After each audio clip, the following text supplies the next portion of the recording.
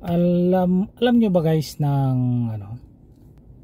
yung pakiramdam na may nararamdaman kayong hindi mo alam kung anong klaseng pakiramdam, tulad ng bigat-bigat ng pakiramdam mo, tapos